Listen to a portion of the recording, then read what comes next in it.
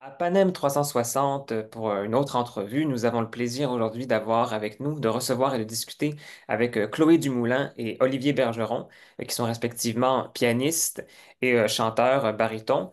Et nous les recevons dans le cadre d'un concert qu'ils vont donner tous les deux le 30 juillet prochain à Joliette, à la Maison de la musique René Charrette. C'est dans le cadre du Festival de la Naudière, un concert intime, on pourrait dire, avec de la musique vocale essentiellement, un concert intitulé L'heure exquise. Chloé, Olivier, bonjour. Bonjour. Bonjour. Alors, euh, un programme qui s'appelle L'heure exquise, on devine un peu aisément quel va être un des compositeurs qui va être à l'honneur là-dedans, parce qu'il s'agit d'une référence assez directe à Reynaldo Hahn, puis au poème de Paul Verlaine. Donc, d'où est venue l'idée de ce programme qui va mettre à l'avant la musique de Reynaldo Hahn, j'imagine, mais également de d'autres compositeurs? En fait, l'idée de mettre ces deux compositeurs qui sont à l'honneur, Reynaldo Hahn et Gabriel Fauré, à la base, c'était pour célébrer les deux anniversaires, le 105e anniversaire de naissance de Reynaldo Hahn et le 100e anniversaire de décès de Gabriel Fauré. Donc, deux anniversaires importants cette année. C'est deux compositeurs qui sont plus ou moins pas plus ou moins, mais qui étaient contemporains. Fauré était un peu plus âgé que Reynaldo Hahn, mais qui tous les deux ont euh, apporté tellement à l'évolution du répertoire de la mélodie française.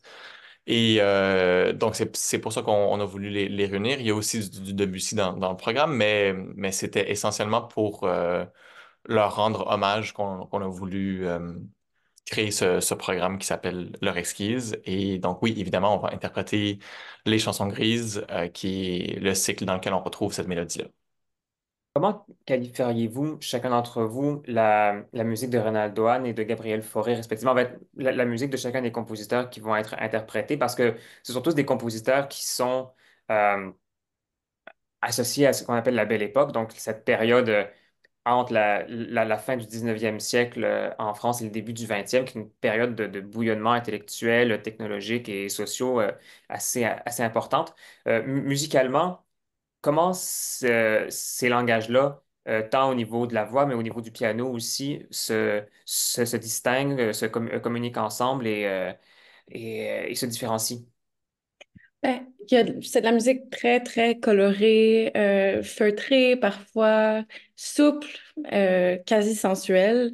Donc, ça a vraiment été autour de ça qu'on a trouvé qu'on pouvait amener comme un cadre intime au concert avec la musique qui est quand même justement intime et qui fait réveiller les sens finalement, tu sais, qui nous parle facilement, qui nous touche, Donc, je pense que autant dans la voix finalement que dans le piano, on a ce côté assez voilé, puis on va, tu sais, typiquement dans les couleurs françaises finalement qu'on entend aussi beaucoup dans la musique pour piano, par exemple chez Debussy, là, ce qui est un exemple très, très fort, là. Puis je crois qu'on pourrait qualifier, peut-être moins Debussy, mais certainement Renan Doane et Gabriel Fauré comme des musiciens de salon, même si c'est un terme qui peut être péjoratif dans certains cas, mais dans leur cas, moi, je crois que c'est pas du tout péjoratif, dans la mesure où ce sont des œuvres qui ont été créées et souvent pensées pour des contextes très intimes, comme les salons de la princesse de Polignac, par exemple. Et tout est pensé vraiment pour justement partager ces poèmes-là, ces couleurs-là, dans un contexte qui n'est pas celui d'une grande salle de concert. Et les deux étaient des grands habitués des salons. Si on pense aux chansons grises, justement, qui ont été créées lors d'une soirée durant laquelle Reynaldo Hahn a rencontré Proust, on peut s'imaginer un peu l'espèce d'ambiance, de partage, parfois de simplicité, on peut dire dans la musique. C'est pas de la musique c'est la musique qui peut être savante, mais c'est pas de la musique qui est très compliquée. Donc c'est de la musique qui est facile d'accès, qui est souvent très, très belle. Et je crois que elle peut rejoindre tout le monde finalement. C'est pas le genre de musique difficile d'accès, je dirais. C'est vraiment une musique qui met de l'avant la beauté, comme Chloé l'a dit, la sensualité, et, euh, et j'espère que les gens vont aimer ça, mais je suis assez convaincu que ça va être le cas. Mais juste nous en répétition, à chaque fois qu'on travaillait quelque chose, on était comme ah, c'est beau. Oui. Ah, on est chanceux de jouer ça. Donc, je pense que automatiquement, quand c'est de la musique qui nous fait ça nous-mêmes, ça risque de le faire au public également, là. En tout cas, on l'espère. Non, oui, absolument. Puis c'est vrai que c'est une musique qui est qualifiée souvent effectivement de salon pour le cadre dans lequel elle était jouée. Puis effectivement, il y a peut-être un petit côté péjoratif à ça parce qu'on dit ah, c'est de la musique justement qui est pas compliquée, donc qui est pas intellectuelle, mais qui fait juste pour plaire, mais donc il faut vivre plus de choses finalement. Et qu'il faudrait vivre plus de choses avec cette musique-là. Donc, c'est de la musique très, très simple, finalement, quand on regarde surtout Reynaldo Hahn, Mm, qui est extrêmement mélodieux, c'est très, très épuré et très, très vaporeux comme harmonie puis mm. comme mélodique. Euh, Est-ce que c'est un compositeur qui n'est pas extrêmement, à mon sens, je trouve, joué dans d'autres sphères, à part pour la voix, principalement, c'est beaucoup pour ses mélodies qu'on le connaît, très peu pour son répertoire instrumental, à part peut-être quelques pièces. Mais est-ce que cette image justement de musicien de salon, c'est quelque chose qui, d'après vous, a justement contribué à cette image que son répertoire n'est pas extrêmement connu, autre que dans l'optique de la voix? Je pense que Reynaldo Hahn, je veux dire, même si c'est son étiquette, disons, il y a quand même eu il y a eu une longue vie, mais aussi une longue carrière en tant que compositeur, en tant que professeur, en tant que pédagogue, en tant qu'administrateur de grandes institutions françaises. Mais dans tous ces contextes-là, son énergie a vraiment été déployée sur la voix, les œuvres vocales, les chanteurs. C'est un grand admirateur des artistes lyriques de son époque. Alors, je crois que c'est naturel au final que ce qu'on retient de son œuvre, ça soit ça. Mais juste pour revenir un peu sur ce qu'on disait sur l'espèce de qualité vaporeuse de sa musique, dans notre programme, on va interpréter les chansons grises c'est un cycle qui date de sa jeune époque, mais on va aussi interpréter un cycle qui s'appelle Sagesse, qui a été retrouvé il y a 2 ans. On le croyait perdu, puis ça a été retrouvé et ça va être la première fois que ça va être donné en Amérique du Nord, ce qui est quand même très chouette pour nous. Et les gens qui seront au concert vont pouvoir découvrir un Reynaldo One qui est complètement différent de celui dont on connaît, entre Mhm. autres parce que la composition de ce cycle-là date des années où Ronaldo Hahn faisait des pèlerinages à Bayreuth. Et on dirait que c'est comme une espèce d'essai euh, stylistique où on s'éloigne vraiment beaucoup de l'espèce de simplicité. Il y a des harmonies qui sont très étranges, ça va dans plein de directions différentes.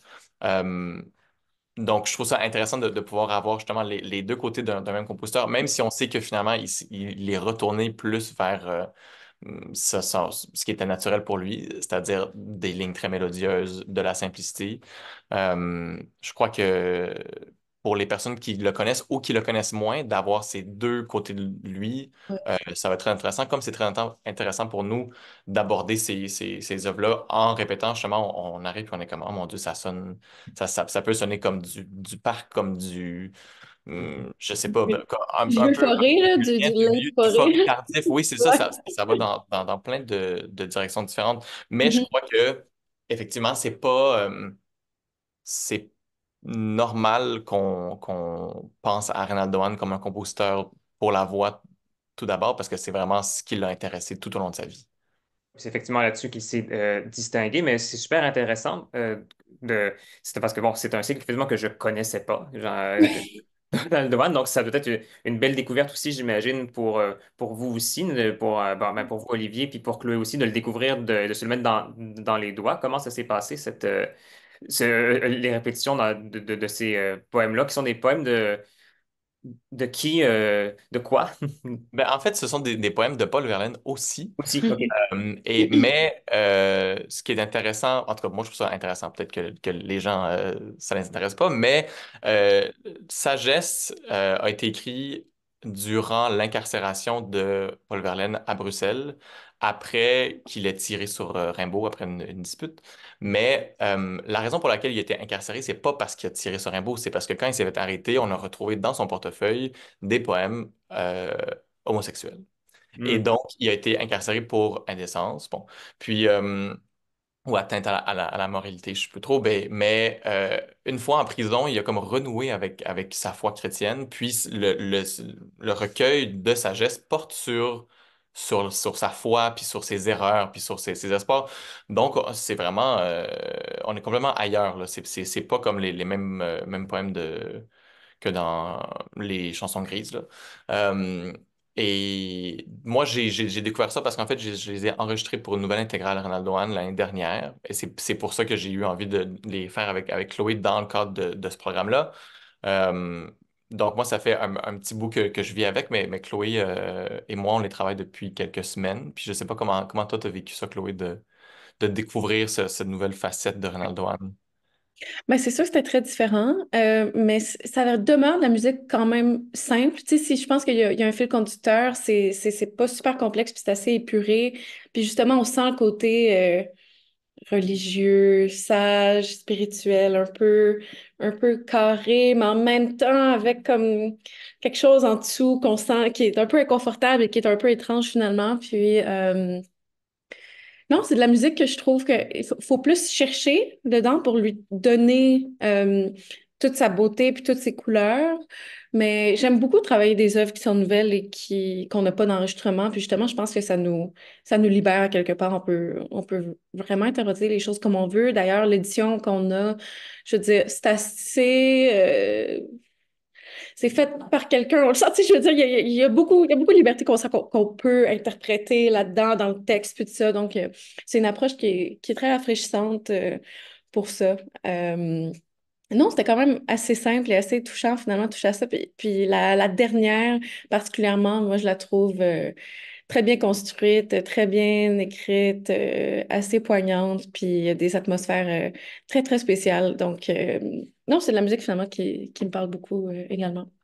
Oui, puis c'est un beau moment aussi de pouvoir justement, c'est de la belle collaboration aussi que ça crée entre vous deux. Donc, ce que vous mentionniez, Chloé, justement, sur on peut prendre des libertés dans l'interprétation, du moins pas trop, du moins la partition est un gabarit dans lequel on peut travailler, qu'on a juste du plaisir finalement. Donc, c'est un peu ça le travail, j'ai l'impression, qu'une pianiste accompagnatrice fait aussi. Puis c'est de trouver ce moment de communion-là, puis de communication entre l'accompagnement et l'interprète. Ouais, c'est vraiment un travail, surtout dans ce contexte-là. Justement, moi, je l'ai enregistré, mais c'est mon interprétation, donc je Hmm. porte la mienne seulement et non celle de 4 5 6 7 8 barytons qui m'ont précédé. Et donc, c'est vraiment l'aspect collaboratif de la relation entre un pianiste et un ou une pianiste et un chanteur ou une chanteuse.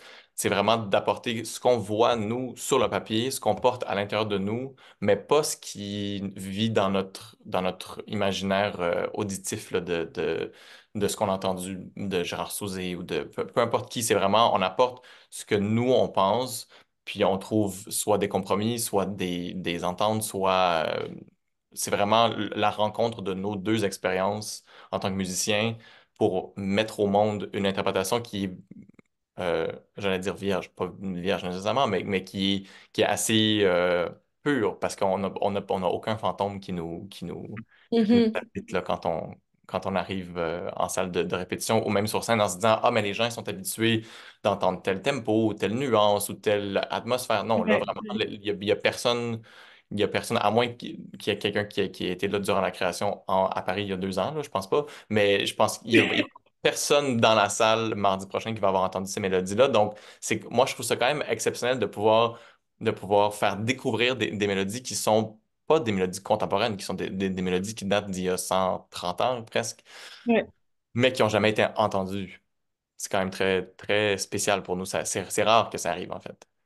Non, effectivement. Et bon, ça fait partie de ce projet de l'intégrale des mélodies de Ronald Doane que vous parliez, que vous avez en disqué puis qui va sortir prochainement.